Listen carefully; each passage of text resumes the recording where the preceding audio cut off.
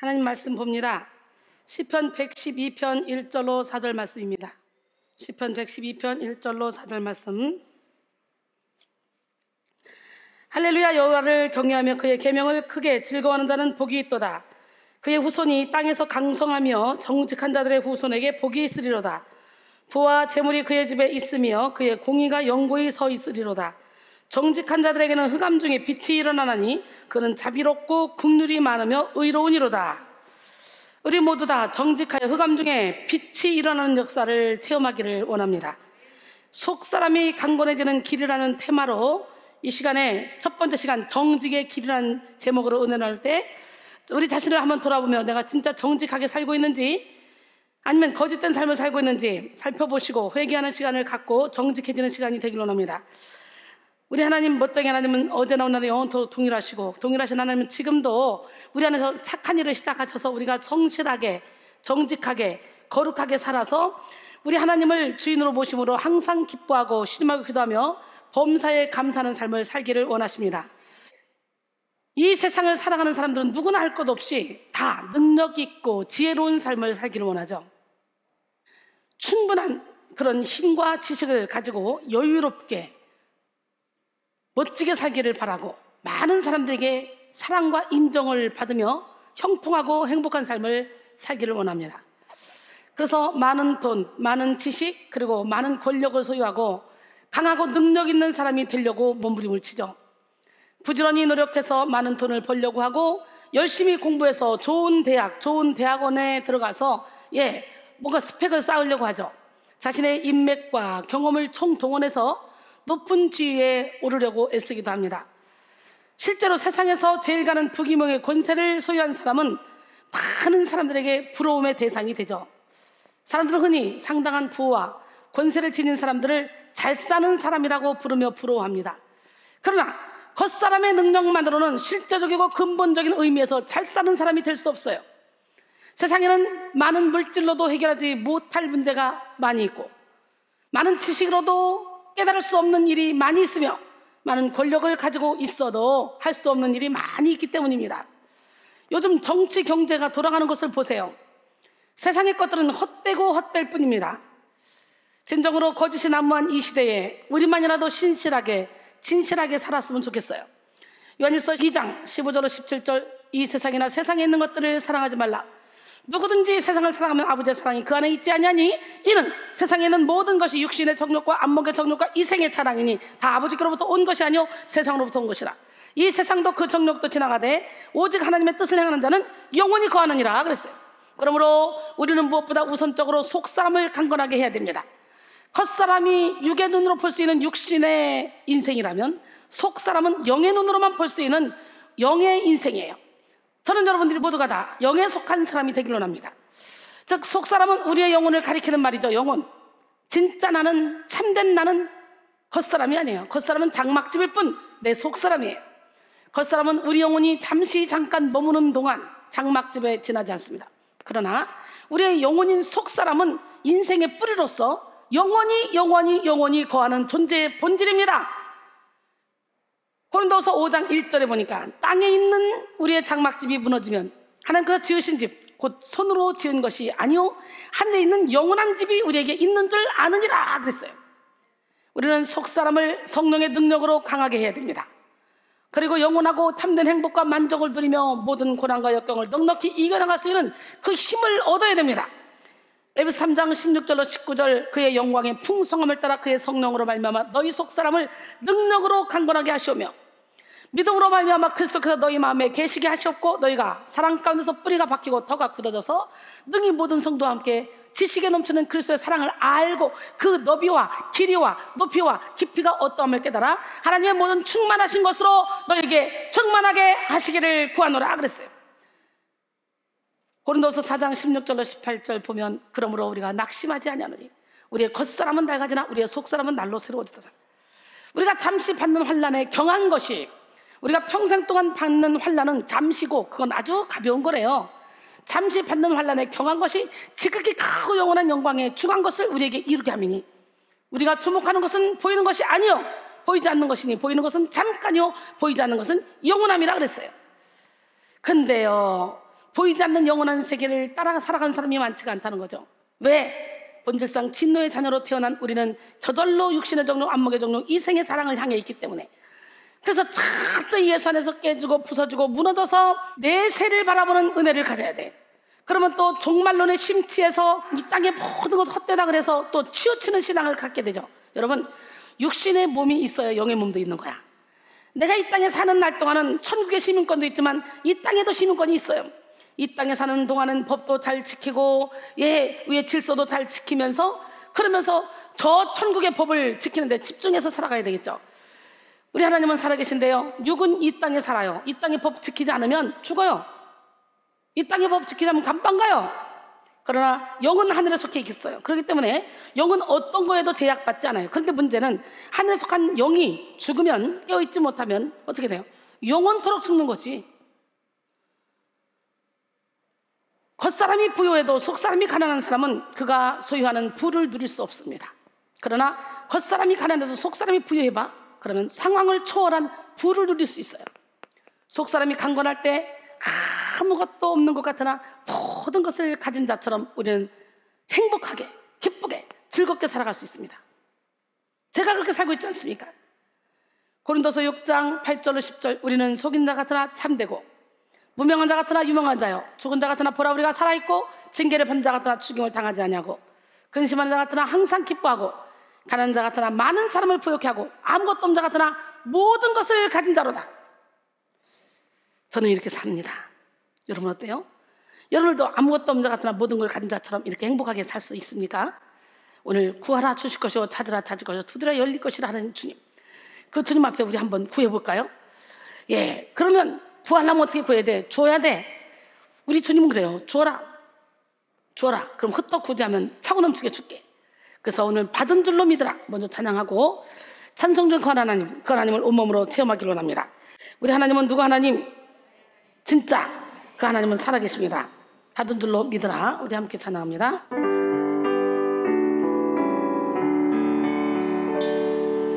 받은 줄로 믿으라. 믿고 구한 것은 받은 줄로 믿으라. 너희는 먼저 그의 나라와 그의 의를 구하라. 너희는 먼저 그의 나라와 그의 의를 구하라. 그리하면 모든 것은 너희에게 더하시니. 그리하면 모든 것은 너희에게 더하시니. 너희는 먼저 그의 나라와 그의 의를 구하라. 너희는 먼저 그의 나라와 그의 의를 구하라. 그리하면 모든 것은 너희에게 더하시니. 그리하면 모든 것은 너희에게 더하시니. 구하라 주실 것이요, 찾으라 찾을 것이요, 문을 두드리라 열릴 것이니. 구하라 받은 줄로 믿으라. 믿고 구한 것은 받은 줄로 믿으라. 너희는 먼저 그의 나라와 그의 의를 구하라. 너희는 먼저 그의 나라와 그의 의를 구하라. 그리하면 모든 것은 너희에게 더하시니. 그리하면 모든 것은 너희에게 더하시니. 구하라 주실 것이요, 찾으라 찾을 것이요, 문을 두드리라 열릴 것이니. 구하라 받은 줄로 믿으라. 믿고 구한 것은 받은 줄로 믿으라. 받은 줄로 믿으라. 믿고 구한 것은 받은 줄로 믿으라. 여러분, 겉사람이 건강해도 속사람이 병약한 사람은 작은 문제 앞에서도 큰 두려움을 느끼며 살게 되죠. 그러므로 우리는 우선적으로 연약한 이런 우리의 육신을 십자가에 못 박아야 되겠죠. 기적의 하나님, 능력의 하나님 살아계신데요, 지금 속 사람을 강건하게 해야 되고, 속 사람을 아름답게 해야 되고, 속 사람을 지혜롭게 만들어야 돼. 먼저 할 일이야. 베드로전서 3장 3절로 4절, 너희의 단장은 머리를 꾸미고 금을 차고 아름다운 옷을 입는 외모로 하지 말고 오직 마음에 숨은 사람을 온유하고 안정한 심령에 썩지 아니할 것으로 하라. 이는 하나님 앞에 값진 것이니라 그랬어요. 속 사람의 능력은 곧 영력입니다. 속 사람이 강하면 어떤 상황 속에서도 해를 받지 않습니다. 여러분, 20년 전부터 저를 보신 분들 계실 텐데 제가 해를 받는 거 봤습니까? 어떤 상황 속에서 저는 항상 기뻐했어요. 항상 기뻐하라, 시주마고 기도하라, 범사에 감사라는 주님의 말씀대로 살아지더라고요. 어려운 일이 왜 없었겠어요? 힘든 일이 왜 없었겠어요? 왜 상처받을 일이 없었겠어요? 그러나 그것들이 가까이 오다가 내 안에 계신 주님이 빛을 바람으로 그것들이 한 길로 왔다 일곱 길로 떠나가는 역사가 일어나지. 그래서 항상 평강을 누릴 수가 있었던 거죠. 고린도서 4장 8절로 10절, 우리가 사방으로 우겨쌈을 당해도 쌓이지 아니하며 답답한 일을 당해도 낙심하지 않냐며 박해를 받아도 버림받지 않으며 거꾸로됨을 당해도 망하지 않냐고, 우리가 항상 예수의 죽음을 우리 몸에 짊어지면 예수의 생명이 또한 우리 몸에 나타나게 하려 함이라 그랬어요. 속사람이 강한 사람은 어떤 상황 속에 처해도 내면적 천국을 누리며 성령 안에 있는 의와 평강과 희락을 빼앗기지 않습니다. 로마서 14장 17절에 하나님의 나라는 먹고 마시는 것이 아니라 오직 성령 안에서 의와 평강과 희락이고, 우리 하나님 멋쟁이 하나님, 계정이 하나님 살아계신데 하나님 나라는 말이 작고 능력이 있으니 오늘 그 능력 받아야 돼. 아멘. 속사람이 강하면 우리는 죄를 이길 수 있어요. 아담과 하와의 범죄 이후에 죄의 경향성을 가지고 태어나는 인간은 본능적으로 하나님의 뜻을 거스르는 죄를 좋아합니다.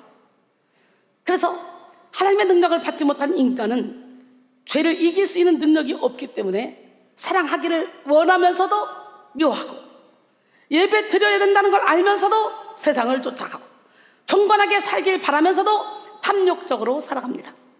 예수를 구주로 영접해도 속사람이 연약한 사람은 죄의 영을 이기지 못해서 죄에게 사로잡히고 죄의 노예가 되어 살게 됩니다. 그래서 우리는 우리의 의지를 하나님께 드려서 하나님의 도구로 쓰임받아야 돼요.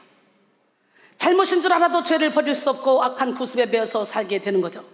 로마서 7장 9절에 전에 율법을 깨닫지 못했을 때는 내가 살았더니 계명의 이름에 죄는 살아고 난 죽었다.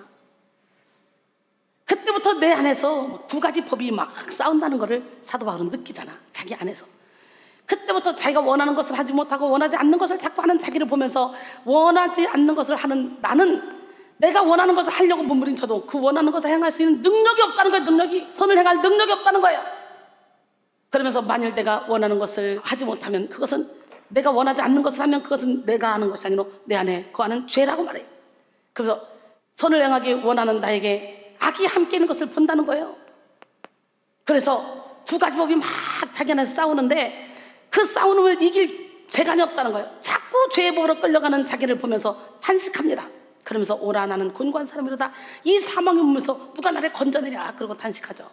하지만 속사람이 강한 사람은 믿음으로 죄를 이길 수 있고 모든 죄에서 자유함을 얻을 수 있는데요, 사도 바울이 이렇게 내적 전쟁을 치르면서 철저히 내가 죄인이라는 걸 깨달았고, 그리고 날마다 죽기를 각오하고 죄인 중에 괴수라는 걸 깨닫고 회개했기에 사도 바울은 결국은 이 고난의 과정을 터널을 뚫고 나와서 로마서 8장 1절로 2절 시작. 그러므로 이제 그리스도 예수 한 자에게는 결코 정죄함이 없나니 이는 그리스도 예수 안에 있는 생명의 성령의 법이 죄와 사망의 법에서 너를 해방했습니다. 이렇게 진리 안에 자유 가운데 거하는 사람이 됐죠. 그러므로 속 사람의 능력, 곧 영력은 성결과 직결된다는 거예요. 그리스도인의 승리의 비결은 깨끗함에 있습니다. 아무리 깨끗하게 정돈된 집이라 할지라도 청소하지 않으면 금방 먼지 구덩이가 됩니다. 마찬가지로 깨끗함을 입은 속사람이라 할지라도 매일 깨끗하지 않으면 죄에 노출될 수밖에 없습니다. 그러므로 우리는 매일 말씀의 빛으로 나가 예수 그리스도의 보혈로 속사람을 깨끗하게 해야 돼요. 속사람이 강한 사람은 자원하는 심령으로 성령의 소욕을 따르고 손쉽게 육체의 소욕을 이기며 하나님의 뜻에 집중하게 됩니다. 갈라디아서 5장 16절로 18절, 내가 이르노니 너희는 성령을 따라 행하라. 그리하면 육체의 욕심을 이루지 아니하리라. 육체의 소욕은 성령을 거스르고 성령은 육체를 거스리나니 이 둘이 서로 대적함으로 너희가 원하는 것을 하지 못하게 하려 함이니라. 너희가 만일 성령의 인도하시는 바가 되면 율법 아래에 있지 아니하리라 그랬어요. 그 다음에 속사람이 강할 때 우리는 인생의 모든 문제를 극복할 수 있습니다. 세상을 살아가는 사람들은 저마다의 문제를 가지고 있습니다. 문제가 없는 인생은 그 누구도 없어요. 그런데 속사람이 약한 사람은 작은 문제를 만나도 극도의 불안과 두려움을 느끼며 패닉 상태에 빠집니다. 그러나 속사람이 강한 사람은요, 아무리 큰 문제 앞에서도 당당하게 그 문제를 뚫고 나갑니다. 속사람이 약한 사람은 문제 앞에서 침착성을 잃어버리고 하나님께 도움을 구하지 못한 채 사탄의 참소와 공격에 시달립니다. 그래서 속사람이 약한 사람은 신앙의 기복이 크고 자기 자신과 주위의 많은 사람들을 괴롭게 만들죠. 속사람이 약한 사람은 아주 작은 시련에도 두려워하고 걱정과 근심에 갇혀서 아무것도 시도하지 못하는 삶을 살아가요. 말씀을 들어도 염려와 근심과 걱정으로 말미암아 열매를 맺지 못하는 삶을 살아가는 거죠. 하지만 속사람이 강한 사람은 아무리 큰 문제를 만나도 흔들림 없이 문제를 극복하고 승리한 삶을 살 수 있습니다. 예수님께 뿌리를 깊이 내리니까 문제가 있어 풍랑이 일어나 흔들릴 때마다 더 뿌리를 깊이 내리는 거예요. 깊이. 이들은 문제를 만나면 문제보다 크신 하나님을 바라보고 하나님 주시는 힘과 지혜로 침착하게 문제를 해결해 나갑니다. 문제가 아니에요. 문제를 해결할 수 있는 힘이 없는 것이 문제예요. 그 문제 해결자 우리 주님, 그 주님 앞에 여러분 자신을 내어 드리길 원합니다. 평상시에 갈고 닦은 말씀의 능력을 위기의 때에 적용함으로 문제를 만나도 흔들림 없는 삶을 이어나갑니다. 반석 위에 지은 집은 풍랑을 만나도 흔들림이 없듯이 속사람이 강건한 사람은 문제를 만나도 요동하지 않습니다. 마태복음 7장 24절 27절 그러므로 누구든지 나의 이 말을 듣고 행하는 자는 그 집을 반석 위에 지은 지혜로운 사람 같으니 비가 내리고 창수가 나고 바람이 불어 그 집에 부딪히되 무너지지 아니하나니 이는 주초를 반석 위에 놓은 까닭이요 나의 이 말을 듣고 행하지 아니하는 자는 그 집을 모래 위에 지은 어리석은 사람 같으니 비가 내리고 창수가 나고 바람이 불어 그 집에 부딪힘에 그 무너짐이 심하니라 그랬어요. 예수 그리스도를 확실히 믿어 속사람이 강한 사람은 그 어떤 상황 가운데서도 영적인 해를 받지 않습니다. 속사람이 강한 사람들은 육에 속한 자아를 버리고 예수의 능력과 지혜로 사는 법을 알고 있습니다. 로마서 8장 35절 이하에 보니까 누가 우리를 그리스도의 사랑에서 끊으려 환난이나 공고나 박해나 기근이나 적시나 위험이나 칼이랴 현재일이나 장래일이나 능력이나 높음이나 기쁨이나 사망이나 생명이나 천사들이나 권세자들이나 어떤 필요도 우리를 그리스도 예수 안에 하나님의 사랑에서 끊을 수 없다 그래요. 속사람이 강한 사람은 이렇게 당당하게 환경을 뚫고 나갑니다. 그러기에 우리는 날마다 속사람이 강해져서 세상 가운데 무슨 독을 마시더라도 해를 받지 않는 능력 있는 삶을 살아가야 됩니다. 마가복음 16장 17절로 18절 믿는 자들이 이런 표적이 따르니 곧 그들이 내 이름으로 귀신을 쫓아내며 새 방언을 말하며 뱀을 집어올리며 무슨 독을 마실지라도 해를 받지 아니하고 병든 사람에게 손 얹으즉 나으리라 하시더라.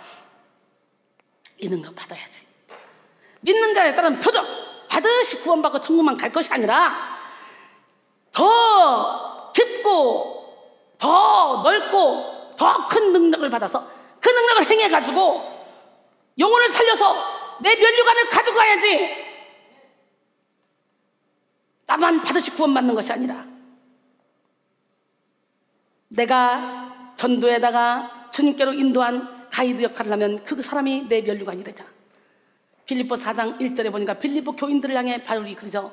내 사랑하는 자랑의 면류관, 기쁨의 면류관, 소망의 면류관이라고. 할렐루야. 예, 속사람이 강한 사람은 예수 그리스도로 말미암은 영적인 능력이 내면 세계에 충만해서 그 어떤 환경이나 사건, 사람으로부터 미치는 악 영향으로부터 해를 받지 않고 자유할 수 있습니다. 우리 하나님, 멋쟁이는 누구 하나님?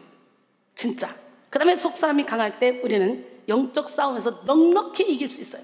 예수를 믿는 성도는 누구나 악한 영을 대적하고 물리칠 수 있는 능력을 이미 받았어요. 주님께로부터. 그런데 귀신을 쫓는 능력은 각 사람의 영적인 상태에 따라 다릅니다.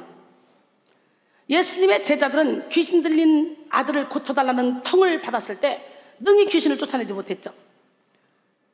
이때 예수님은 제자들에게 기도 외에 다른 것으로 이런 종류가 나갈 수 없다 라고 말씀하심으로써 기도를 통해 속사람의 능력을 증진시킬 것을 강조했습니다. 우리 하나님은 이 시간에도 불꽃 같은 눈동자로 저와 여러분을 지켜보고 계십니다. 속사람이 약한 사람은 예수를 믿어도 예수의 이름과 보혈을 확신 있게 선포할 수 없습니다.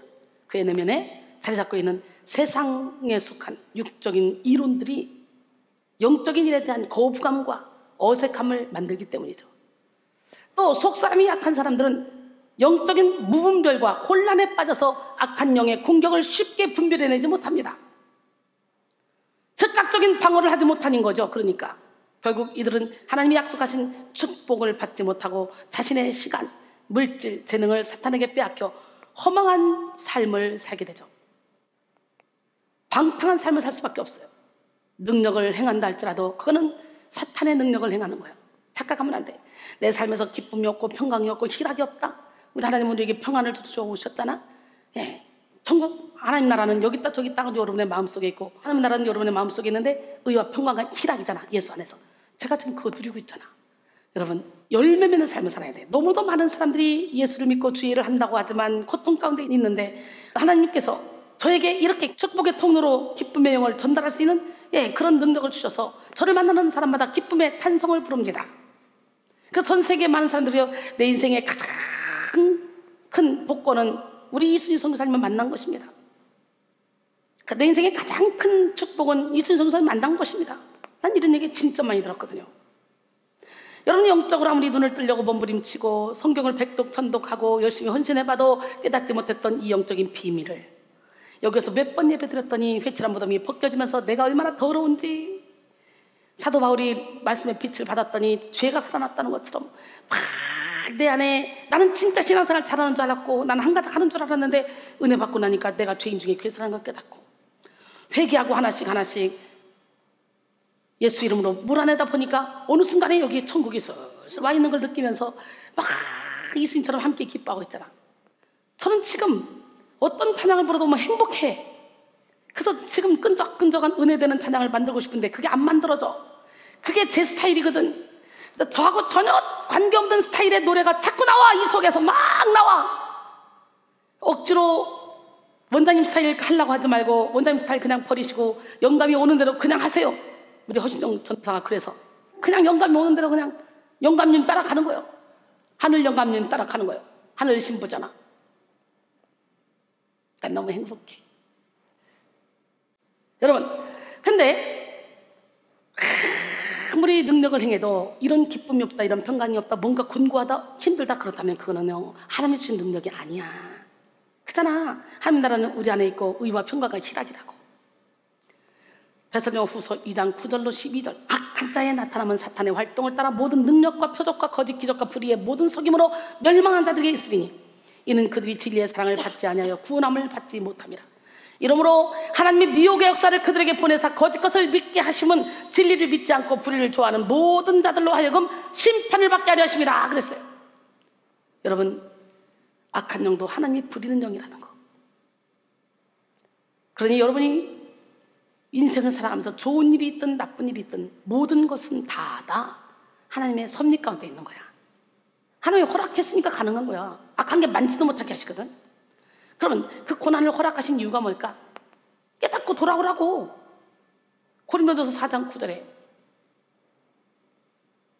하나님은 우리를 죽이기로 작정된 자같이 끄트머리에 두셨음에 천사와 사람에게 구경거리가 됐다고 그러잖아요, 사도 바울이.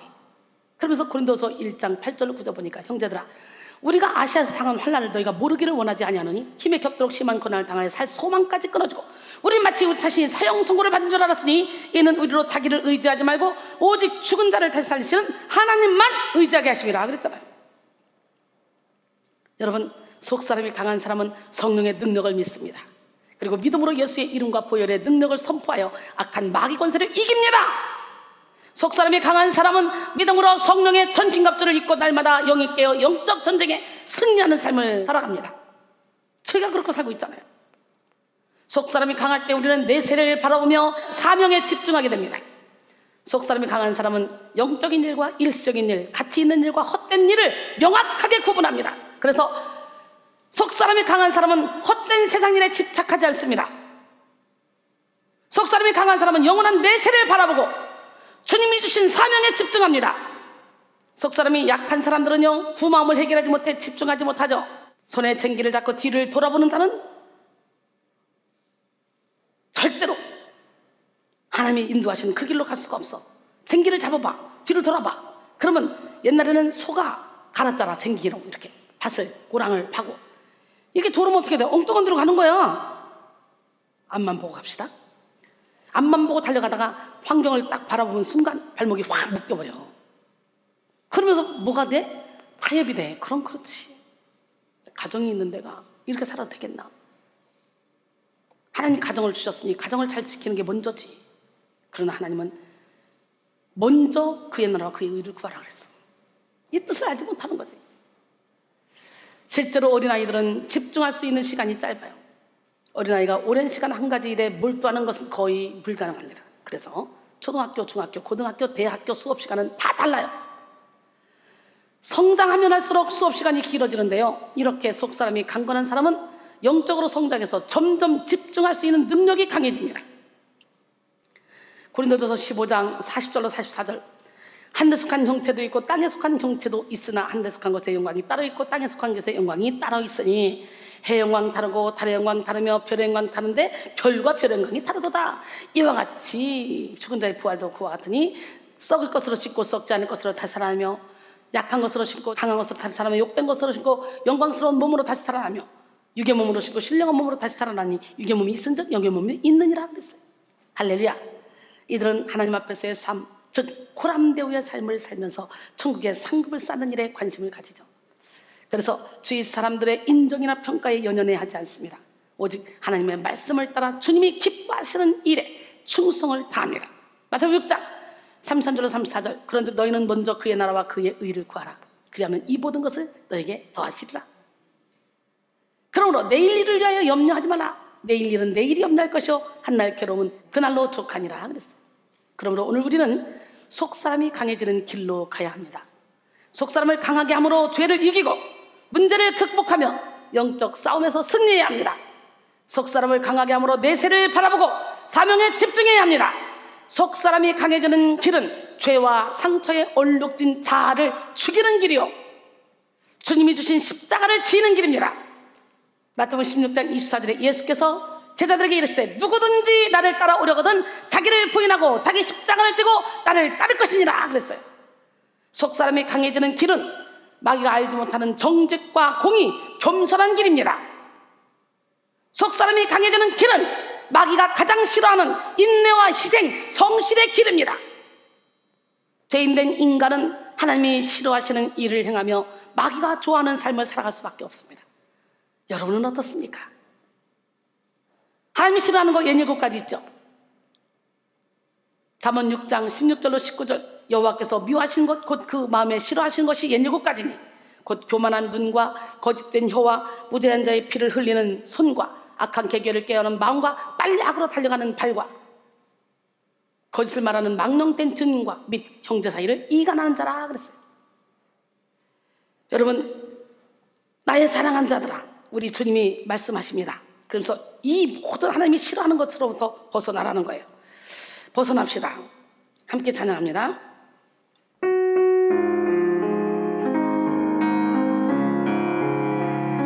나의 사랑하는 자녀들아, 주님의 뜻 이루어라. 하나님이 미워하시는 것 예일곱가지니 교만한 눈, 거짓된 혀,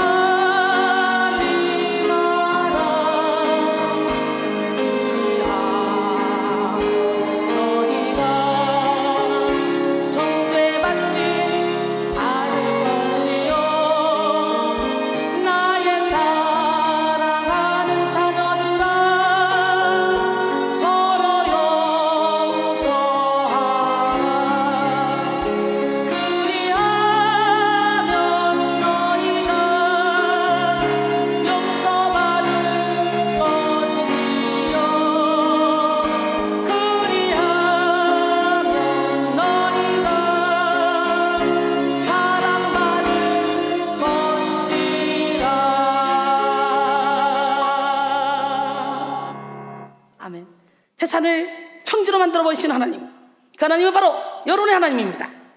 우리 인간은 죄 중에 태어나서 속에서 나온 건 더러운 것밖에 없어. 그러니까 자꾸 하나님이 싫어하는 옛일곱가지 행동을 하고 사는 거야. 마가복음 7장 21절 23절 속에서 곧 사람의 마음에서 나온 것은 악한 생각 곧 음란과 도둑질 살인 간음 탐욕 악독 속임 몸탕 질투 비방 교만 오매하니 이 모든 악한 것이 다 속에서 나서 사람을 더럽힌대요. 우리는 육에 속한 자아를 부인하고 십자가를 지며 성령을 받을 때 강하고 아름다운 속사람을 소유할 수 있습니다. 주님의 인격을 따라 주님이 걸어가신 길을 쫓을 때 속사람이 성장하고 성숙할 수 있습니다. 바로 이 시간 속사람을 강건케 하는 그런 길로 나아가는 우리 모두가 되기를 원해요.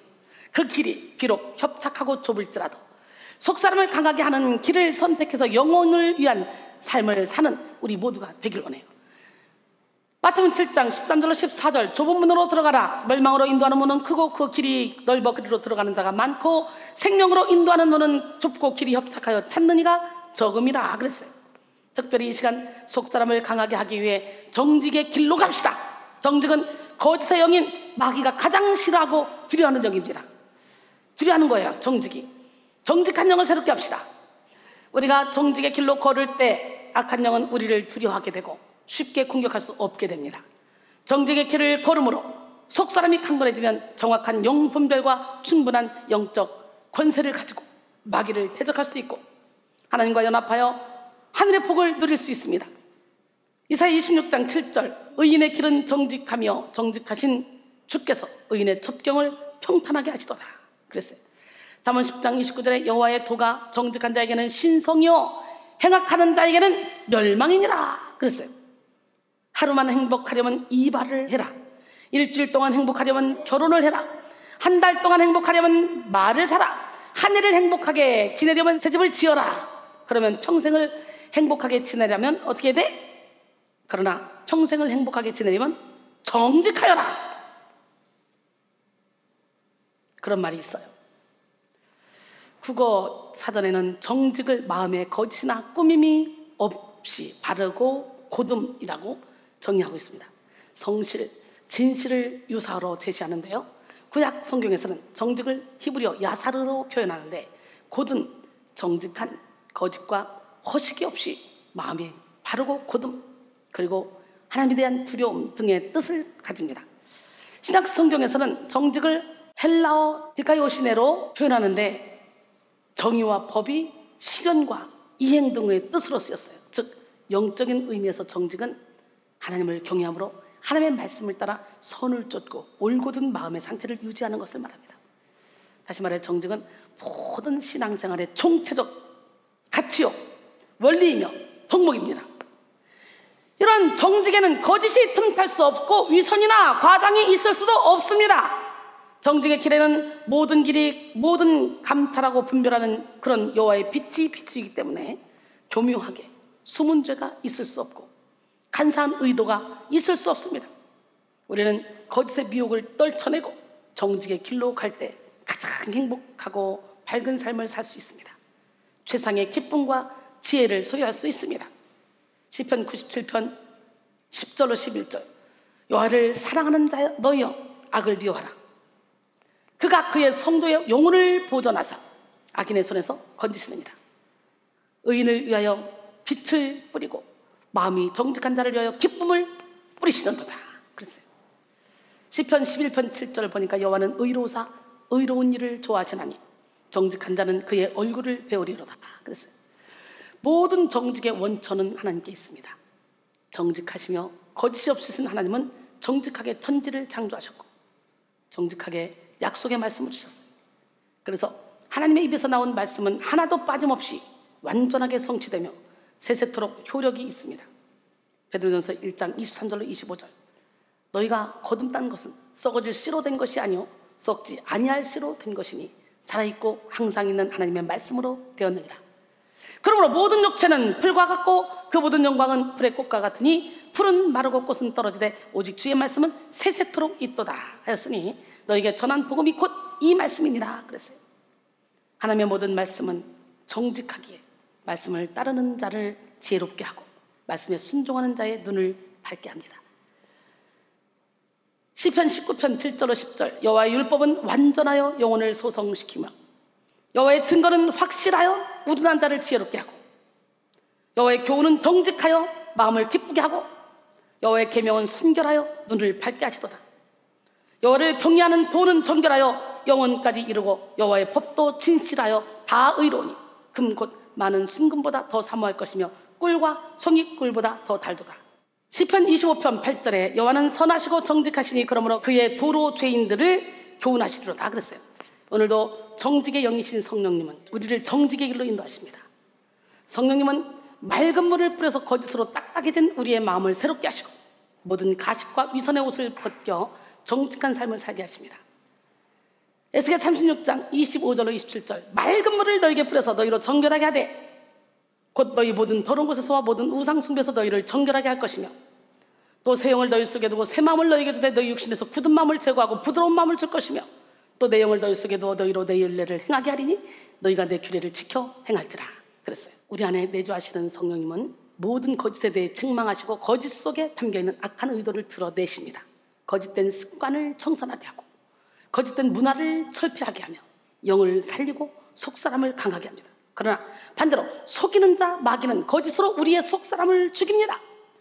거짓의 영 마귀는 원죄를 빌미로 우리를 태어날 때부터 거짓에 물든 존재가 되게 하고, 인간적인 꾀를 내면 낼수록 거짓을 더하게 만듭니다.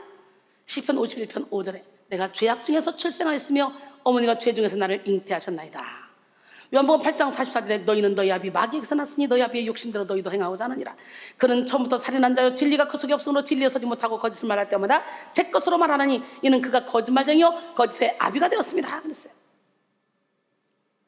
그러니 보혈의 피로 씻겨지지 않은 우리 생각은 무조건 틀려.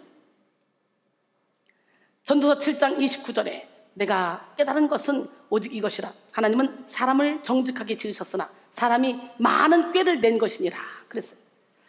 거짓의 영 마귀는 모든 영역에서 우리를 속입니다. 하나님보다 돈이 더 중요한 것처럼, 하나님보다 가족이 더 중요한 것처럼, 하나님보다 내 자존심이 더 중요한 것처럼 우리를 유혹하여 속입니다. 그런데요, 주님 말씀하시죠. 마태복음 10장 34절로 39절까지 보니까 내가 세상에 화평을 주러 온 줄로 생각하지 말라. 화평이 아니요 거움을 주러 왔노라. 내가 온 것은 사람이 그 아버지와 딸이 어머니와 며느리와 시어머니가 불화하게 하려 함이니 사람의 원수가 자기 집안 식구리라.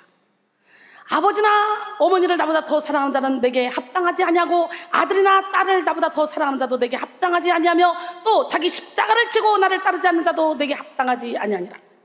자기 목숨을 얻는 자는 잃을 것이요 나를 위하여 자기 목숨을 잃는 자는 얻으리라 그랬어요. 하나님보다 더 사랑하는 모든 것은 싹 다 우상입니다. 하나님 제1순위로 살아가는 여러분 모두가 되기를 원합니다. 죄를 지어도 들통나지 않을 것처럼 속이고 하나님을 속일 수 있을 것이라고 속삭이도 이 어둠의 영들은 나가 죄를 지으면 원하는 것을 얻을 수 있을 것이라고 속여서 범죄를 유도합니다. 태초의 사람 하와에게도 거짓으로 미혹함으로 범죄하게 했고, 이후로 아담과 하와의 후손으로 태어난 모든 인간들에게도 같은 거짓으로 미혹하여 진실함과 깨끗함을 상실하게 만듭니다. 고린도서 11장 3절 뱀이 그 관계로 하와를 미혹한 것 같이 너희 마음이 그리스도를 향하는 진실함과 깨끗함에서 떠나 부패할까 두려워하노라 그랬어요. 뿐만 아니라 악한 마귀는 그가 장악하고 있는 온 세상을 거짓으로 가득 채웠습니다.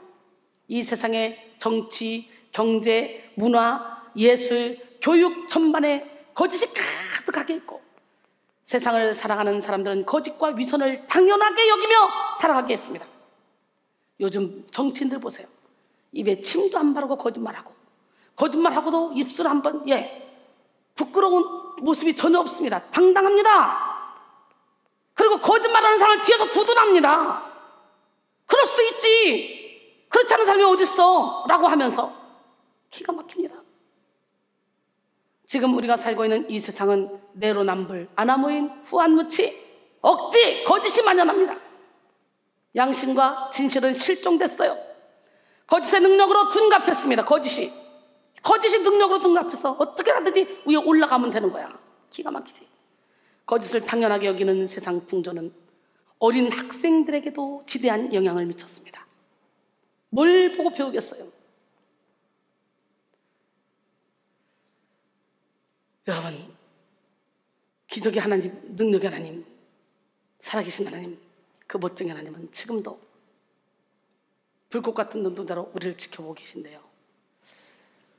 흥사당 투명사회운동본부 윤리연구센터가 전국 초중고 학생 1만 1천 명을 대상으로 조사에 발표한 게 있어요. 2015년 청소년 정직지수 조사 결과에서 고교생의 56%가 10억이 생긴다면 죄를 짓고 1년 정도 감옥에 가도 괜찮다고 응답했어요. 무서운 세상입니다. 실제로 우리 사회에서는 정직하면 손해본다, 이런 의식이 만연하고 있어요. 적당한 거짓은 죄가 아니다 라는 생각이 가득합니다. 우리 주변에 흔한 거짓말 첫째, 중국집에 배달이 늦다고 전화하면 어떻게 해요? 시작. 예, 지금 막 떠났습니다. 근데 안 옵니다. 둘째, 유튜브에 수많은 썸네일이 충격, 긴급 공개, 강력 추천, 역대급 하드터리, 이혼 등등 자극적인 문구를 담고 있지만 막상 내용을 보면 별 내용 없어요. 셋째, 옷가게 점원이 하는 말, 이야, 어쩌면 사모님에게 이렇게 딱 맞춤이에요. 사장님, 딱 사장님 겁니다. 딱 맞춤이에요. 넷째, 시어머니가 일어서시면 며느리가 하는 말, 아니 어머니 벌써 가시려고? 좀만 이따 가세요. 아, 왜 이렇게 벌써 가세요? 거짓말, 왕거짓말. 다섯 번째, 초등학교 선생님이 반하여 어머니에게 하는 말, 어머니 얘는 머리는 정말 좋은데 공부를 안 해서 그게 문제예요. 머리는 정말 좋아요. 여섯 번째, 설교 시간에 한참 졸던 성도가 나가면서 하는 말, 목사님 은혜 많이 받았습니다. 뿐만 아니라 옷 파는 매장에는 늘 2월 상품, 세일, 긴급 대처분 뭐 이것이 써있고, 구두점에는 업종 변경, 완전 정리, 뭐 1년 내내 붙어있어요. 1년 내내. 우리가 사는 세상은 서로 속이고 속이는 일이 만연해서 많은 사람들이 사람을 쉽게 믿지 않아요. 거짓 뉴스가 가득한 세상 속에서 사람들은 공중파 뉴스까지도 의심의 색안경을 끼고 있습니다. 요즘은 공중파 안 보잖아요. 오히려 공중파 아닌 유튜브, 개인 유튜버들이 더 조회수가 많더라고. 기가 막혀. 뿐만 아니라 다른 사람들의 거짓을 의심하면서 자신의 거짓을 당연하게 여기고 거짓말을 하죠. 어떤 경우에는 거짓을 말하면서도 스스로 사실이라고 착각해. 속에는 온갖 더럽고 부패한 생각과 의도를 가지고 있으면서 겉으로는 아닌 척, 괜찮은 척, 수많은 거짓에 파묻혀서 진실이 무엇인지 잃어버리기도 합니다. 그러므로 오늘 우리는 속사람을 강하게 하기 위해 거짓에 물들어진 위선의 옷을 벗어야 돼요. 마태복음 23장 25절 28절, 화 있을진저 외식하는 서기관과 바리새인들이여, 잔과 대접의 겉은 깨끗이 하되 그 안에는 탐욕과 방탕으로 가득하게 하는도다. 눈먼 바리새인이여, 너는 먼저 안을 깨끗이 하라. 그래야만 겉도 깨끗하리라. 화 있을진저 외식하는 서기관과 바리새인들이여, 회칠한 무덤 같으니 겉으로는 아름답게 보이나 안에는 죽은 사람의 뼈와 모든 더러운 것이 가득하도다. 이와 같이 너희도 겉으로는 사람에게 옳게 보이되 안으로는 외식과 불법이 가득하도다. 뱀들아, 독사의 새끼들아, 너희가 어떻게 지옥의 판결을 피하겠느냐 그랬어요. 여러분, 위선은 마귀가 가장 좋아하는 거죠. 아는 척, 있는 척, 괜찮은 척, 행복한 척, 정직한 척, 대단한 척 해서 겉만 꾸민 사람은 절대로 성령의 치료와 은혜를 받을 수 없습니다. 여러 가지 거짓으로 자신을 철저하게 위장한 사람은 자신도 모르는 사이에 악이 악인지 죄가 죄인지 모르고 그 악을 퍼뜨리고 죄를 퍼뜨립니다. 교만한 줄 모른 채 교만을 퍼뜨리고 당지는 줄 모르는 채 당을 지며 이간질하는 줄 모른 채 이간질을 합니다. 거짓으로 자신을 숨긴 사람은 결국 참된 자신의 모습은 완전히 잃어버리고 마귀의 꼭두각시가 되어 마귀의 지배를 받게 되죠. 그러므로 우리는 먼저 위선의 옷을 벗고 정직하게 하나님 앞에 서야 합니다. 겉과 속이 같은 사람이 됩시다. 할렐루야. 오랜만에 한번 찬양해 볼까요? 겉과 속이 같은 사람 되자고. 예.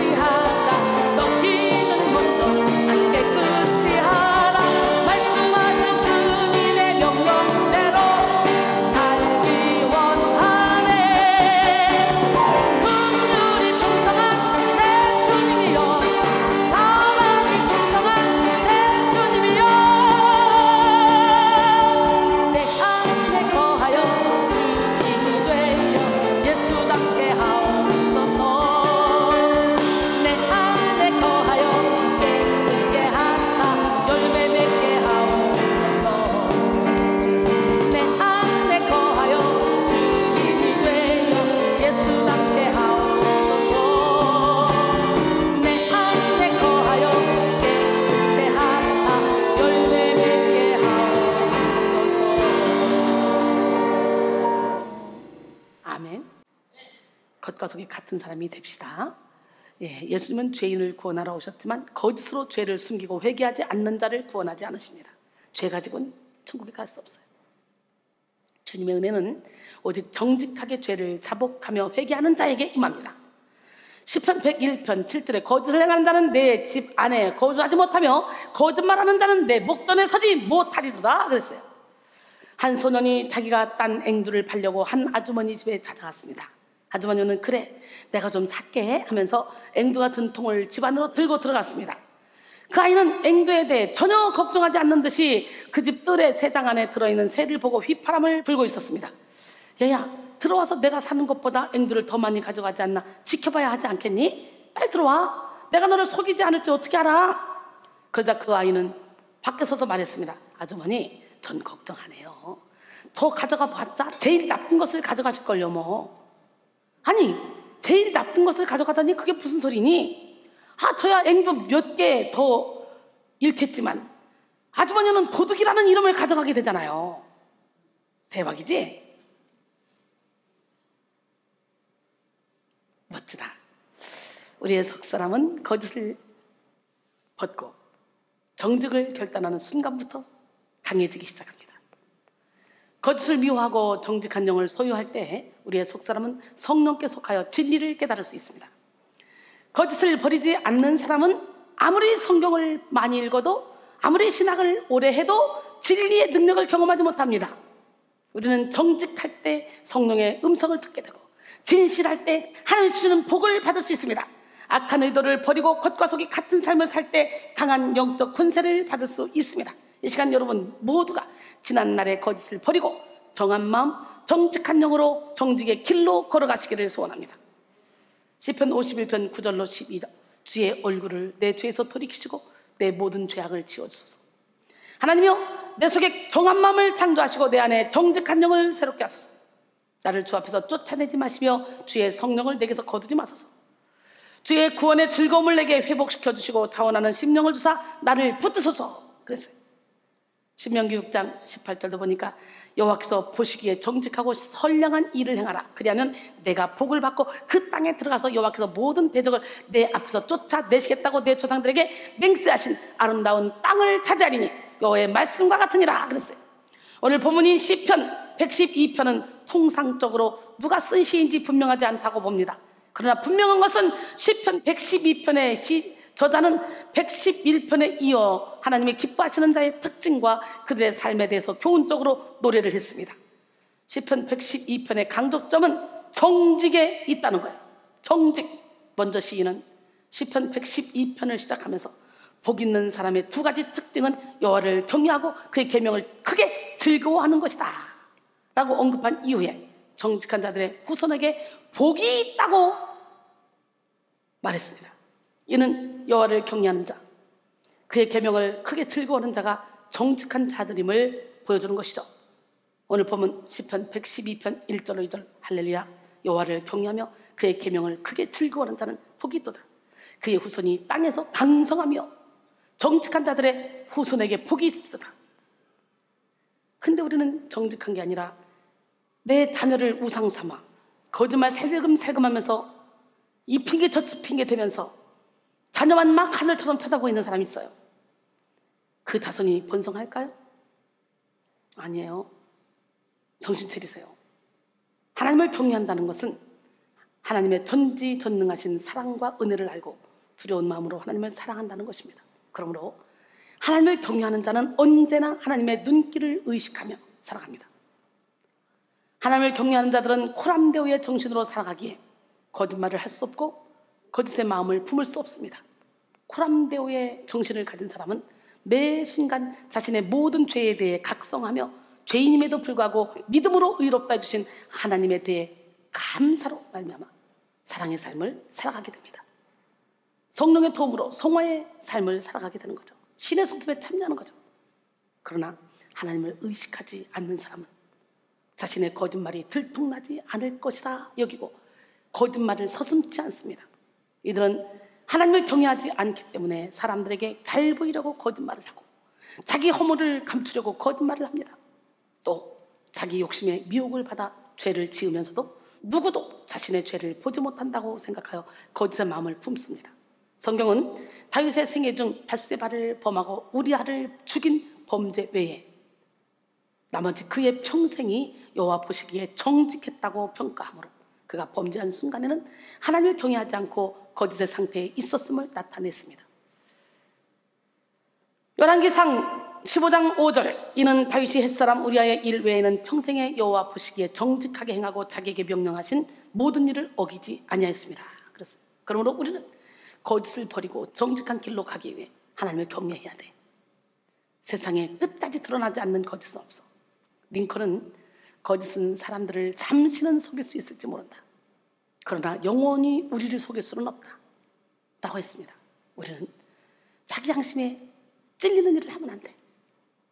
하나님을 경외함으로 정직히 행해야 되고 정직의 길로 가서 속사람을 강건하게 해야 됩니다.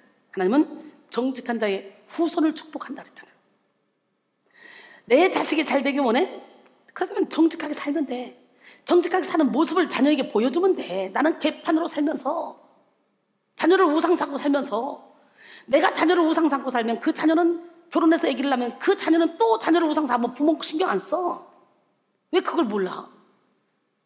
그러니까 자녀를 우상 삼고 사는 사람이 결혼시켜놓으면 막 그때는 자녀에게 섭섭해가지고 가슴을 치며 고통스러워 하잖아요. 내가 하는 대로 자녀들은 따라하게 돼 있어. 부모의 뒷모습을 따라가는 거예요. 하나님은 정직한 자의 후손을 축복한다고 약속했어. 진실하게 거룩하게 삽시다.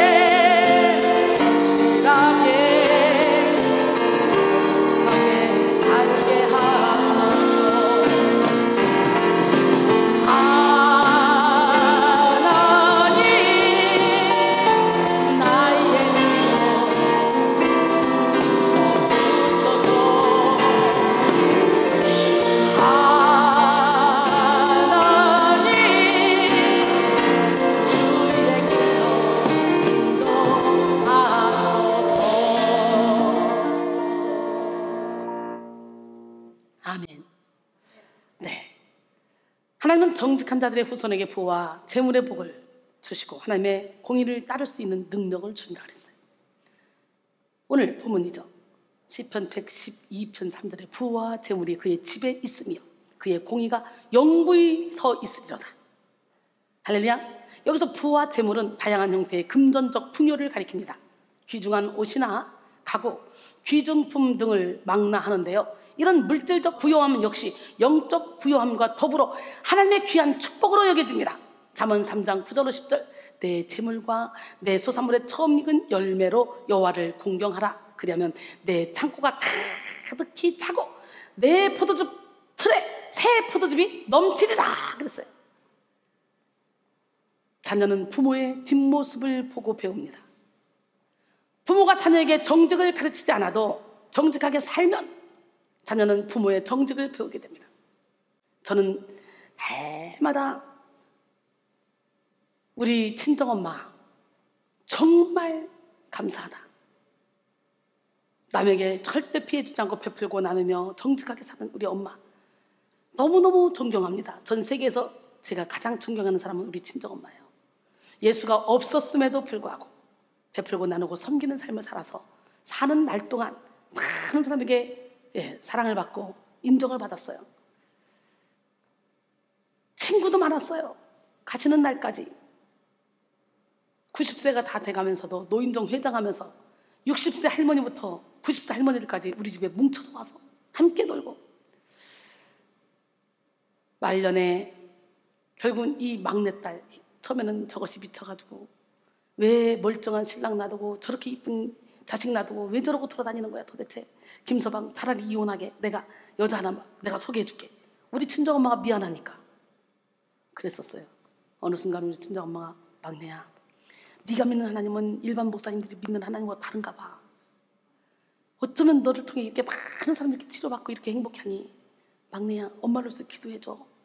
그러면서 함께 아픈데 병석에 누워서 구원받고 세례받고 백성교회 교인으로 천국 가셨어요. 여러분, 부모가 날마다 자녀에게 거짓말하지 말라고 가르쳐도 정작 자신이 거짓의 길로 가면 자녀 역시 거짓의 삶을 살게 되는 거예요. 그러면 우리는 정직이 부모가 자녀에게 물려줄 최고의 영적 유산임을 깨달아야 돼요. 그런데 우리 젊은 부모들, 자녀들 키우는 거 보면 가관 아닙니다. 애가 분명히 잘못해서 혼나야 되는데 감쌉니다. 얘가 도둑질했어요. 아니요, 무슨 도둑질해요? 아니에요. 감싸버립니다. 담배 피는 거 봤거든요. 아니요, 무슨 소리예요? 우리 애는 절대로 그럴 사람 아닙니다. 그럼 막 애 앞에서 애를 감쌉니다. 애가 여기서 불났어, 나이트 켜서. 아니요, 무슨 소리예요? 나이트 아니에요, 나이트 아니에요. 거짓말합니다. 아이들 앞에서, 아이들은 분명히 봤는데 부모가 이렇게 거짓말하면 어떻게 되겠어요? 자녀가 뭘 보고 뭘 배우고 있어? 자녀가 엇나가는 것은 부모가 그렇게 살았기 때문이야. 정신 차려. 주의 종이 되겠다고 훈련받는 사람들도 그 짓 하고 있더라고. 참으로 안타까워. 사랑하는 자녀에게 매를 한 대 더 하라 그랬잖아, 잠언에는. 근데 요즘 체벌 금지법이 생겨서 내 새끼도 내가 마음대로 교훈을 시킬 수 없어. 인권인지 뭔지 그래가지고 세상이 어떻게 돌아가려고 그런지 몰라. 정직하게 산 자의 후손은 부모의 정직을 따라 부와 재물, 공의와 복이 있는 길로 가게 되는 거예요. 또 정직한 자는 흑암 중에서도 하나님의 빛을 받고 그 빛을 발하게 되는 거예요. 오늘 본문 4절에 정직한 자들에게는 흑암 중에 빛이 일어나니 그는 자비롭고 긍휼이 많으며 의로우니로다 그랬어요. 정직한 자들도 인생을 살다 보면 흑암의 때를 만나게 됩니다. 영혼의 성숙을 위해 고난의 연단을 받을 수 있습니다. 영혼의 상급을 위해 애매하게 고난을 받을 수도 있습니다. 애매하게 억울하게 박해를 받을 수도 있습니다. 그러나 그때도 하나님은 정직한 자들의 삶에 빛을 비추어 주십니다. 정직한 자들에게 허락하시는 하나님의 빛은 사랑의 빛이요, 치료의 빛이요, 긍휼과 능력의 빛입니다. 흑암 중에서도 하나님의 빛을 받는 정직한 자들의 인생은 결국 고난 중에서도 밝고 찬란하게 됩니다. 존 칼빈은 이 구절을 다음과 같이 주석했어요. 의인들도 인류에게 공통된 사건들을 경험할 수 있고 불행의 무게에 짓눌려 거의 죽을 것 같은 상황에 처할 때가 종종 있을 수 있지만 그들의 신념은 결단코 흔들리지 않는다. 그들은 굴복을 모르는 인내심으로 모든 역경을 극복한다라고 했어요. 오늘 우리는 정직의 길로 걸어가서 하나님이 허락하시는 빛을 받아 그 빛을 발해야 됩니다. 그 어떤 불리하고 억울한 상황에 처해도 정직의 길로 감으로 속사람의 능력을 가지고 그 능력으로 승리해야 됩니다. 거짓의 길로 가는 자는 하나님의 빛을 거절하고 진리를 미워하게 됩니다. 거짓의 길로 가는 자는 자기의 모습이 발각되는 것이 두려워서 빛을 싫어하고 빛을 외면합니다. 그러나 정직의 길로 가는 사람은 하나님이 허락하신 빛으로 말미암아 강력한 영적 권세를 나타내게 됩니다. 바로 이 시간 속사람을 강하게 하기 위해 정직의 길로 가서 빛을 바람으로 많은 영혼을 주님께로 인도하여 하늘의 별과 같이 영원토록 빛나는 여러분 모두가 되기를 원합니다. 마태복음 5장 11절로 16절 나로 말미암아 너희를 욕하고 박해하고 거짓으로 너희를 거슬러 모든 악한 말을 할 때는 너에게 복이 있나니 기뻐하고 즐거워라. 하늘에서 너희 상이 큼이라. 너희 털에 있던 선자들도 이같이 박해하였느니라. 너희는 세상의 소금이니 소금이 만일 그 맛을 잃으면 무엇으로 짜게 하려. 후에는 아무 쓸데없어 다만 밖에 버려져 사람에게 밟힐 뿐이니라. 너희는 세상의 빛이라. 상에 있는 동네가 숨겨지지 못할 것이요 사람이 등불을 켜서 말 아래 두지 않냐고 등경 위에 두라니 이러므로 집안 모든 사람에게 비치느니라. 이같이 너희 빛이 사람 앞에 비치게 하여 그들로 너희 착한 행실을 보고 하늘에 계신 너희 아버지께 영광을 돌리게 하라 그랬어요. 할렐루야. 속사람이 강해져 빛을 발하기 위해서 우리는 어떻게 해야 될까? 먼저 자기 속사람에게 정직한 길로 가야 돼. 자기 스스로. 우리 안에는 육에 속한 나와 영에 속한 나가 있어요. 우리는 무슨 일을 하든지 어디에 있든지 누구와 함께 있든지 영에 속한 나, 곧 자기 속사람에게 정직한 길로 가야 돼. 양심에 걸리는 짓을 하지 말아야 된다는 거예요. 범사에 하나님의 말씀을 쫓아 속사람, 자기 영혼을 위한 선택을 하고 자기 스스로에게 정직해야 합니다. 고린도서 13장 5절로 7절. 너희는 믿음 안에 있는가 너희 자신을 시험하고 너희 자신을 확증하라. 예수 그리스도께서 너희 안에 계신 줄을 너희가 스스로 알지 못하느냐? 그렇지 않으면 너희는 버림받은 자니라. 우리가 버림받은 자 되지 아니한 것을 너희가 알기를 내가 바라고 우리가 하나님께서 너희로 악을 조금도 행하지 않게 하시기를 구하노니 이는 우리가 옳은 자임을 나타내고자 함이 아니라 오직 우리는 버림받은 자 같을지라도 너희는 선을 행하게 하고자 함이라 그랬어요. 신앙은 제3자의 문제를 다루는 것이 아니에요. 나 자신의 문제를 가지고 고민하는 거예요. 하나님과 나와의 1:1 관계를 늘 점검하고 확인하면서 나 스스로 온전한 믿음에 있는가를 시험하고 확증하는 것입니다. 그러므로 우리는 내가 봐도 내가 기특할 정도로 인생을 멋지게 살아야 되겠죠. 고린도전서 11장 1절에 내가 그리스도를 본받는 자가 된 것 같이 너희는 나를 본받는 자가 되라 그랬어요. 자기 자신에게 정직한 사람이 타인에게도 정직할 수 있습니다. 자신의 인생을 사는 그런 사람은 가장 먼저 자기 자신을 속이게 되고 결국엔 자기 자신을 잃게 됩니다. 자기 자신에게 거짓말을 하면서 살아갈 때 우리의 속사람은 비참하게 짓눌리고 상하게 되는 거예요. 울을 때 울 수 없고 웃을 때 웃을 수 없고 스스로 억눌러 놔서 감성 불감증에 걸려서 무엇이 행복인지 무엇이 불행인지 깨닫지 못하는 문둥병 환자가 돼서 살아가는 거예요. 가장 불쌍한 사람이야. 겉과 속이 같은 사람이 됩시다. 결국 자기 자신과 불화의 관계에 놓여 거짓 자아에 미혹되어 사는 삶이죠. 그러므로 우리는 자기 속사람에게 정직한 길로 가야 합니다. 자기 속사람에게 정직한 길로 가기 위해 자기 죄를 발견하고 인정하며 회개해야 돼요. 하나님의 뜻을 알고 그 뜻대로 순종하며 살아야 됩니다. 아무도 보지 않을 때에도 자기 자신에게 부끄러움이 없는 삶을 살아야 돼요. 갈라디아서 6장 7절로 8절 스스로 속이지 말라. 하나님은 업신여김을 받지 아니하시나니 사람이 무엇으로 심든지 그대로 거두리라. 자기 육체를 위하여 심자는 육체로부터 썩어질 것을 거두고 성령을 위하여 심자는 성령으로부터 영생을 거두리라. 할렐루야. 잭 에커드라는 사람이 미국에서 약국을 경영했습니다. 그런 교회를 다니며 목사님으로부터 성도들은 이 세상의 빛과 소금이라는 말씀을 들었습니다. 이 말씀이 그에게 큰 감동을 주었습니다. 이 말씀에 고민하기 시작했어요. 나는 세상 사람들과 뭔가 달라야 할 거 아닌가? 이들보다는 더 좋은 일을 해야 되지 않을까? 하는 생각을 품게 됐습니다. 그리고 우선 자신이 몸담고 있는 이 약국을 좋은 약국으로 만들기로 작정했습니다. 먼저 거룩하신 하나님이 싫어하시는 것을 없애기로 작정하고 그 당시에 연간 500만 달러의 막대한 부수입을 올렸던 섹스 잡지 코너를 과감하게 없애버렸습니다. 그러자 지배인들의 극심한 반대에 부딪혔어요. 그러나 결심대로 순수한 양만 팔기로 작정했어. 큰 수입이 보장된 이 일을 과감히 버리다니 무슨 배짱인가? 이처럼 물질적인 손해를 감수하고 이 일을 실행하자 주변 사람들이 관심을 가지고 그를 지켜보기 시작했습니다. 누가 보아도 분명히 망할 것 같았어요.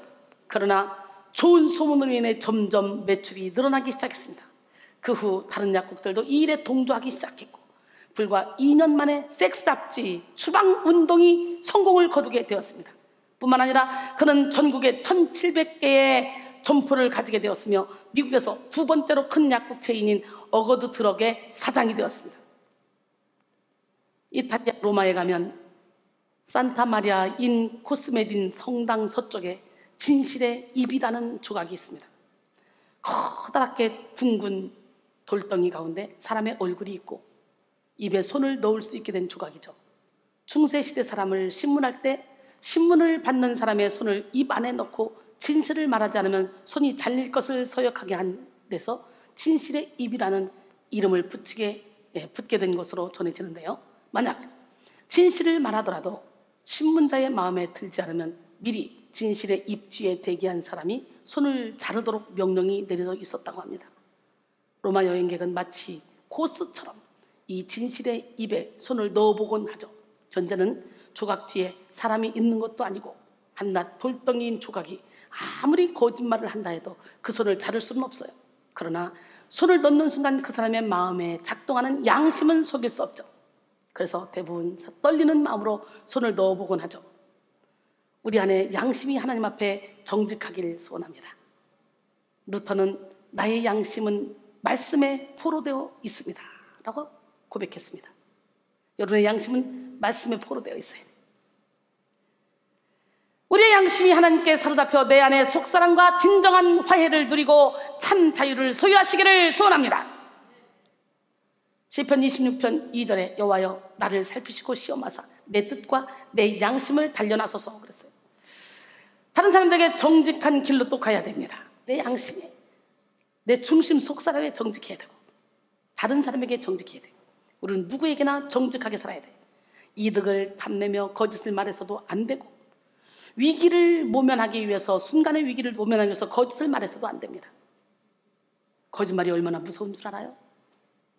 계시록 21장 8절에 보니까 두려워하는 자들과 믿지 아니하는 자들과 추악한 자들과 살인자들과 음행하는 자들과 우상숭배자들, 점술가들과 거짓말하는 모든 자들은 불과 유황으로 타는 못에 던져지리니 이것이 둘째 사망이라.